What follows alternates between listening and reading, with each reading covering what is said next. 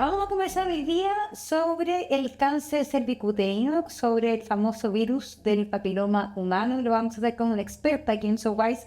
Estamos junto a la doctora, ginecóloga, oncóloga, Dania Acuña. Dania, gracias por estar con nosotros aquí, informando, compartiendo conocimientos con toda la comunidad de SoWise. Gracias por la invitación. Creo que es una exposición súper buena. Mi intención siempre es ir educando. Y si hay una persona que después de esta conversación le cruja, le dé esa intención de querer ir a hacerse el examen, ya uno se siente que va ayudando. Hay que hacerlo pasito a pasito, como sea, pero todo sí. Definamos primero qué es el virus del papiloma humano como base. Ya. El virus papiloma es un microorganismo que es la infección de transmisión sexual más frecuente en el mundo. El virus del papiloma humano es una ETS. Sí. Porque no todos necesariamente lo sabemos. Es la enfermedad de transmisión sexual más frecuente en Chile y en el mundo. Los cálculos son que 9 de cada 10 personas nos vamos a contagiar por el virus por el solo hecho de ser sexualmente activos. O sea, cuando tú inicias tu vida sexual, que varía entre un país y otro, en general es en la adolescencia, en Chile entre los 14 y 15 años, es cuando uno tiene el pic de infección, ¿ya? Pero en ese tiempo también uno, cuando una persona sana, tiene una posibilidad de eliminar el virus muy rápidamente. Entonces, por eso, por ejemplo, no testeamos a mujeres tan jóvenes. O el testeo con el PAP, con el test de virus papiloma, no tiene que ver con el inicio de tu actividad sexual, porque estaríamos todas con el examen positivo si lo tomamos en adolescente, y esas chicas no van a hacer lesiones hasta que sean más grandes. De hecho, el cáncer cervicuterino, la principal prevalencia entre los 35 y 45 años. Y eso es porque el virus, desde que tú te infectas, el 80% de la población lo elimina solo y el grupo que queda es el que hace infecciones persistentes y desde que tú te infectas hasta que haces un cáncer son 15 años aproximadamente. Tener el virus no significa tener cáncer, ni significa nada más que ser portador de cierto riesgo de desarrollar algo, si es que tu cuerpo no lo logra eliminar solo. Que también es un tema para el virus. Cuando uno le dice a una paciente no hay nada que hacer, tenemos que esperar a que lo elimine, también es difícil asumir ese tipo de tratamientos que son como súper observacionales. Pero efectivamente es así, no hay tratamientos para el virus. Existe solo el seguimiento y esperar que el sistema inmunológico lo pelee. Vamos con eso, porque en el fondo lo que tú dices, porque cuando ya las mujeres comienzan a hacerse el Papa Nicolau, que es el examen de rigor para el virus del papiloma humano, cuando sale positivo, ¿es cuando ya es un cáncer? ¿O es solamente la presencia del virus? Hay dos exámenes de testeo. Uno es el Papa Nicolau, que lo deberíamos hacer desde los 25 años. La mayoría de las guías internacionales y las nuestras desde los 25. Los gringos la hacen desde los 21, pero deberíamos cambiar a los 25 por lo mismo que te dije antes, que saldrían muchas mujeres con lesiones o con algo que van a eliminar solas. Entonces tendríamos a sobretratar mujeres y el sobretratamiento de lesiones de virus papiloma sí puede producir problemas como partos prematuros, dolor, etc. Entonces nosotros tampoco abogamos por el diagnóstico tan precoz, sino que es desde los 25. Y lo que hace el Papa Nicolau es como un barrido de células. Entonces busca cuando el virus ya afectó las células. Y ahí puede encontrar distintas alteraciones. Desde una infección leve, que se vea solo el virus, que se metió en la capa superficial, en la capa media o en la más profunda. Y también puede diagnosticar cáncer cuando esa célula se profundizó y traspasó una cosa que se llama membrana basal, y eso significa que ya es una invasión. Entonces puede encontrar eso. ¿Cuál es el problema del PAP? El problema del PAP es que tiene una sensibilidad, o sea, la capacidad de encontrar las lesiones de un 60% a nivel mundial e incluso a más bajo en otros lugares. Y eso en concreto es que de 10 mujeres se le pasan 4. Y que un tercio de las mujeres con cáncer cervicuterino tenían su PAP normal al día. Eso hace que el PAP, si bien ha salvado muchas vidas, porque cuando encuentra lesiones, efectivamente la paciente tiene algo, ese grupo que se le ha pasado hace que nosotros nos tengamos que ir moviendo desde los 30 años a hacer un test que es el test de virus papiloma. ¿En qué consiste este otro test para detectar papiloma humano? Este test se toma igual que el PAP, con un cepillo también, tiene básicamente las mismas indicaciones. Y lo que hace, que yo siempre a mis pacientes les digo que es como cuando a uno le tomaban el COVID. En el fondo es una PCR. Busca el ADN viral. No busca lesiones, busca el virus. Entonces eso puede producir que, como yo te decía, no todas las mujeres van a hacer lesiones, pero muchas nos vamos a infectar. Te encuentra el virus y no una lesión. Entonces, según qué virus tú te infectas, es el riesgo que tienes de tener una lesión. Y eso es lo que el ginecólogo, el gineco-oncólogo debería saber cuál riesgo tiene y según eso indicarte más estudios, una biopsia, etcétera. Cuando está negativo, quedas libre por 5 años. Ya. Porque no te va a aparecer una lesión porque yo, como te explicaba, desde que tú te infectas hasta que se hace un cáncer son 15, 20 años. Entonces, en 5 años, la posibilidad de que tengas una lesión es 0,15%. O sea, te da una seguridad impresionante. Y cuando está positivo, entonces vemos qué virus es el que tienes y según eso son los riesgos y las indicaciones que le damos a los pacientes. Y eso es interesante lo que tú señalas, que luego de comenzar la vida sexual, 9 de cada 10 personas tienen el virus dentro de su cuerpo. ¿Hombres y mujeres? Hombres y mujeres. El testeo en hombres no existe, ¿ya? Yo lo explico como que uno en el área de la salud siempre tiene que hacer un examen que su resultado provoque una acción. Porque si yo hago un examen en el que no voy a provocar ninguna acción, yo estoy haciéndole daño a esa persona. Y eso es lo que pasa con el testeo en hombres. Si yo testeo a un hombre y me sale virus papiloma positivo, ¿qué hago con ese hombre si no tiene ninguna lesión visible?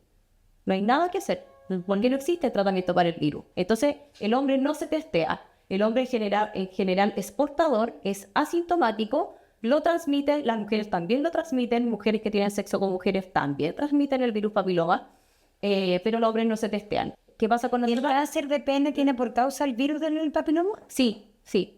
No es solamente el virus Es una de las causas de... El virus papiloma produce en un 99% cáncer cervicuterino, 90% cáncer de ano, cáncer de vulva, de vagina y de pene. Y garganta. ¿Cómo se contagia el virus del papiloma? Se contagia contacto piel con mucosas, incluso juguetes sexuales también pueden ser de contacto si uno no hace el aseo que corresponde. Y esas son las principales vías. Que hay mucha pregunta, por ejemplo, con ropa o cosas así, no se contagia.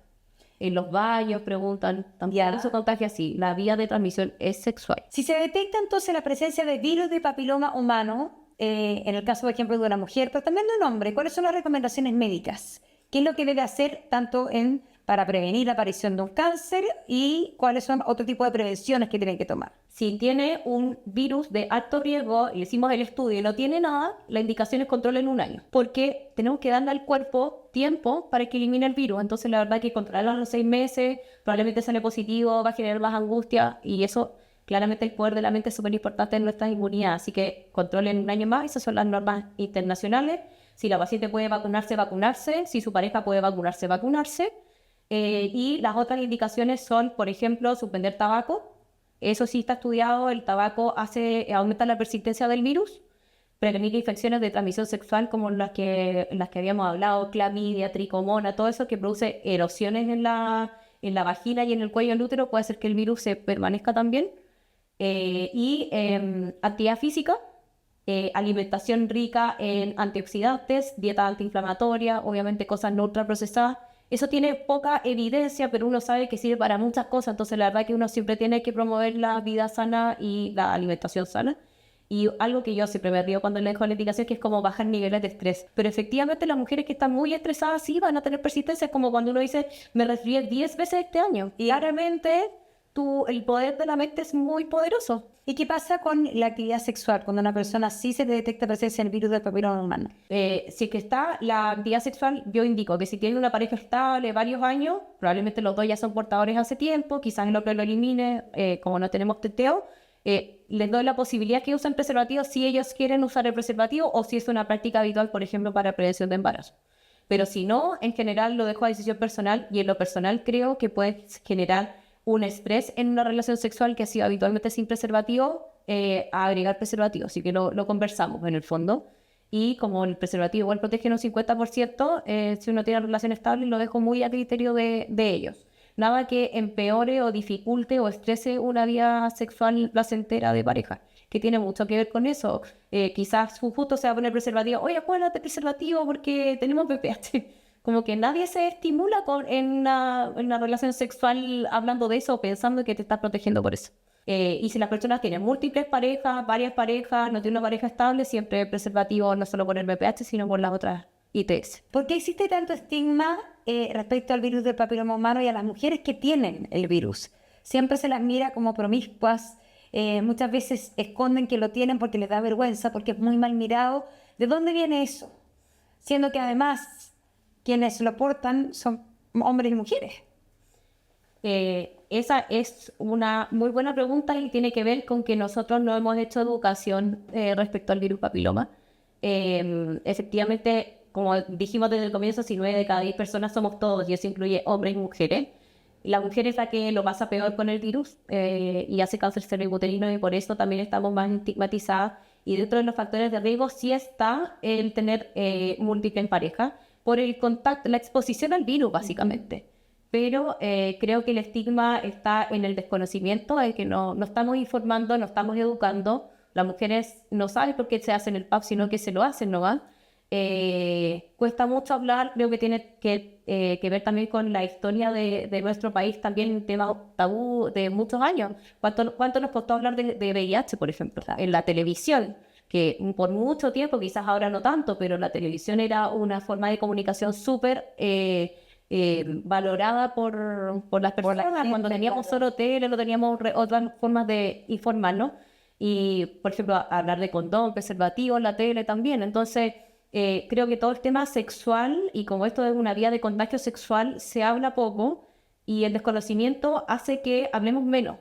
Te demoras 10, 15 años en producir un cáncer y se nos mueren 2 mujeres en Chile por cáncer todos los días. Cada día se mueren mujeres, 2 mujeres en Chile de cáncer cervicuterino. Un tumor prevenible, diagnosticable, tratable y curable en etapas precoces, y la mayoría está llegando en etapa 2 o 3. No están llegando precozmente. Entonces, cuando uno le pregunta la historial, un grupo súper importante dice, nunca me había hecho el PAP. Por eso la lucha es ahí en el vacunación, protección y testeo. Porque lamentablemente lo que está pasando en Chile es que cuando tú llegas en etapas avanzadas y no tienes los medios, muchas mujeres mueren de esta enfermedad por el acceso limitado a los tratamientos, porque no tenemos drogas de alto costo para las etapas avanzadas, porque la radioterapia en Chile se demora, no te la hacen rápido si tú estás en el servicio público. Entonces, cuando me pasa en la práctica clínica de ver a mis pacientes mal, deterioradas en fases terminales, yo digo, ¿por qué no estamos testeando? ¿Por qué no estamos haciendo el test de virus? Entonces ahora la vacuna es de una sola dosis y está en el plan de vacunación Que nacional. está en nuestro PNI, sí. ¿Y a qué edad? Entre cuarto y quinto básico, como 9, 10 años, y van a los colegios. Y es una súper buena estrategia. La cobertura en este momento está casi al 90%, que es la meta que nos pidió la OMS para erradicar el cáncer cervicuterino. Y hay cosas importantes. Por ejemplo, si esos días tu hijo estaba enfermo, no se vacunó, tiene hasta los 17 años con 11 meses y 29 días para ir a su vacunatorio de un centro, de cualquier vacunatorio público o privado, a vacunarse, sin costo. ¿Para hombres y para mujeres? Para hombres y para mujeres. El plan de vacunación nacional deben vacunarse hombres y mujeres. Hombres y mujeres, sí. Partió primero con el tema de mujeres. Había mucho prejuicio. Sí. ¿Hoy día es obligación o es optativo para los padres? Lo que dice la guía es que es obligatorio, Ya. pero en estricto rigor uno tampoco puede obligar. Y eso es lo que ha pasado también en otros países con temas como que ha brotado sarampión y otras cosas. Esta vacuna, por lo menos en la guía de MinSal sale que son de carácter obligatorio, pero claro, tenemos un 90%, entonces ese 10%, ¿dónde están esos niños no vacunados? Puede ser que sean padres que decidieron no vacunar. Sin embargo, esta vacuna tiene la particularidad de que se puede poner y ser efectiva en otras épocas de la vida, en otras etapas de la vida. Sí. Cuando a ti te detectan, ¿a qué edad? Si es que nosotros somos de una generación que no le pusieron la vacuna, ¿siempre es posible ponérsela o ya no sirve a cierta edad? Sí, bueno, además hay un grupo de pacientes que pueden exigir su vacuna y que está poco socializado. Por ejemplo, nosotros las pacientes, antes de hacerse un cono, que es la cirugía para el precáncer, para sacar ese trocito enfermo, con esa biopsia pueden pedir la vacuna y es sin costo. Personas que usan terapias biológicas, personas que usan corticoides, inmunosupresores. Imagina una paciente con lupus, artritis reumatoide, pacientes con trasplantes, pacientes con antecedentes de leucemia, pacientes con inmunodeficiencias primarias, pacientes con madres VIH, niños con VIH, por ejemplo, tienen acceso a la vacuna sin costo por el programa de casos especiales de vacunación. Eso es uno. Lo otro que nosotros no podemos vacunar hasta los 45 años, la aprobación de la FDA. La FDA es una institución norteamericana que guía algunas cosas. Chile tomó esa misma carta, pero en el fondo no significa nada en concreto de que no podamos seguir vacunándonos. Así que uno eventualmente podría vacunarte mayor. Y no necesitas ningún examen antes para vacunarte. No necesitas tener un test negativo o cosas así. Tú te puedes vacunar cuando tú quieras, hombres y mujeres. Y nosotros al final lo dejamos hasta los 45. Las guías te dicen de que en general que sea una conversación con tu médico para ver costo efectividad y todo eso, pero la verdad es que si se puede, lamentablemente la vacuna es cara, pero si uno puede y quiere invertir en eso, vacunarse. Cuéntanos acerca de la relación del cáncer cervicuterino y las mujeres en perimenopausia o en menopausia. Porque siempre se relaciona un poco el tema del virus del papiloma con juventud. Sin embargo, el cáncer aparece muchas veces cuando, no sé, pues, a la edad de 35, 40, 45 años en las mujeres. Sí, la mayor cantidad de pacientes está en ese rango de edad, pero el 20% de las mujeres con cáncer cervicuterino están en menopausia. Y cuando tú le preguntas a las pacientes los síntomas que tuvieron, las pacientes que se han tenido que irradiar, por ejemplo, yo hablo con mis pacientes cómo les va de vuelta, con quiénes estuvieron, porque se conocen.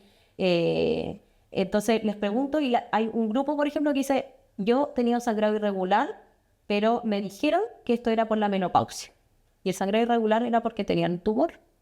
Entonces, sangrados de la perimenopausia, la mayoría de las mujeres vamos a hacer irregularidad de reglas antes de llegar a este año de regla que se define como menopausia. Muchas vamos a tener 2 veces sí, 3 veces no.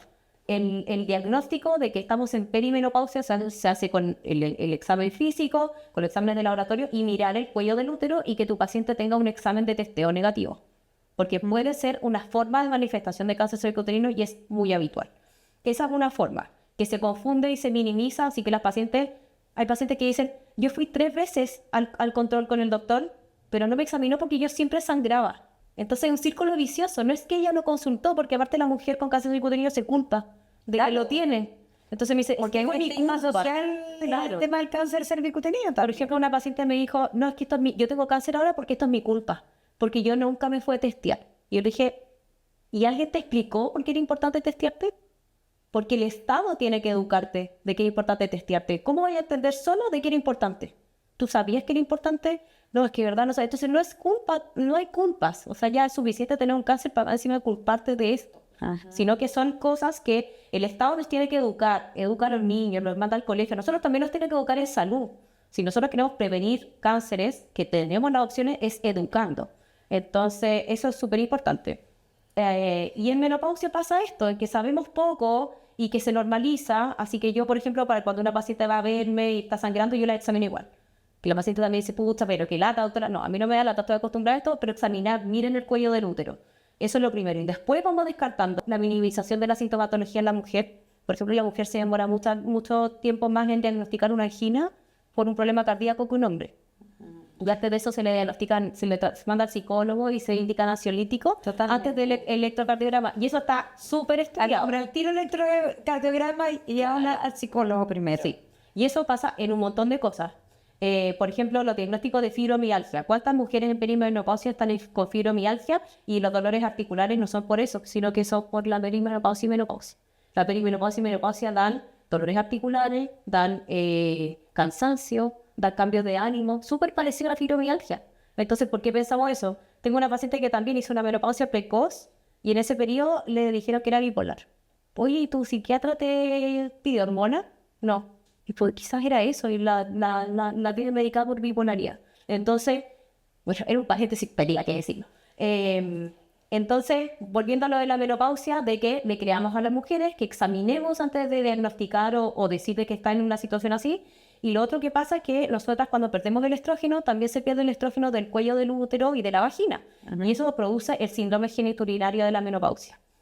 El estrógeno en el cuello y en la vagina produce que crezcan muchas células para que el cuello esté húmedo y libere el fluido, etc. Y así la vagina con 1 a 3 veces diarios se lava, así que es normal tener flujo todos los días para eso. Cuando baja el estrógeno no se producen estas células, que además estas células, este detritus que se va botando, es un alimento para los lactobacilos, que son nuestra microbiota protectora. Entonces, si no tenemos estrógeno, no crecen estas células. El lactobacilo no tiene que comer, muere, crece la otra microbiota que tenemos, y esta lo que hace es cambiar tu situación, tu microbiota en la menopausia es distinta. Y esa microbiota se ha asociado a la persistencia del virus y a desarrollar cáncer cervicuterino en la menopausia. Así que la menopausia sí debería considerar un factor de riesgo por la alteración de la microbiota por la baja de estrógeno. Sin embargo, a pesar de eso, sigue siendo más frecuente el cáncer cervicuterino en la época Sí, entre los 35 y los 44 aproximadamente. Ya. Pero el 20% está en menopausia y tenemos pacientes de edad en eso. Entonces, importante el llamar al cuestionamiento de por qué estamos testeando solo hasta los 65, si uno podría contagiarse. Si yo tengo una mujer con cáncer cervicuterino de 80 años, es porque se contagió hace más o menos 15, 20 años y en ese tiempo ya tenía 60 años. Uno tiene derecho a cambiar de pareja, a contagiarse, si estamos todos expuestos. Entonces, el llamado también es eso, a seguir testeándose. Ojalá ampliáramos el rango de testeo. En Australia se testean hasta los 75 años. Una mujer puede ir a pedir su test de virus papiloma y se lo hace. Así que deberíamos también llegar a eso y llegar a concientizar que las mujeres se sigan testeando y que conozcan su cuerpo y que se den cuenta que cosas están normales y que no. Y eso parte por la educación. Una mujer no tiene cómo saber si para eso va a nosotros. Va a preguntar cosas y nosotros deberíamos ser capaces de responderle y dejarla tranquila y no decirle que está loca, tiene problemas hormonales, la menopausia. Hay que estudiar todo y hay que mirar y examinar. Así que eso es con menopausia y por eso quería tener tanto este contacto con SoulWise, porque la menopausia es también prevención. La menopausia también es un momento en que la mujer cambia en muchas cosas.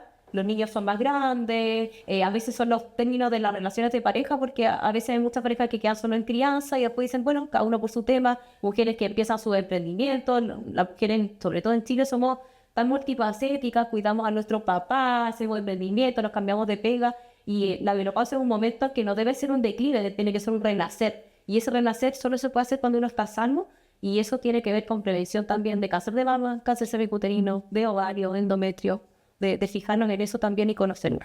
Gran mensaje. Muchas gracias, Dania, por haber conversado con nosotros. Gracias.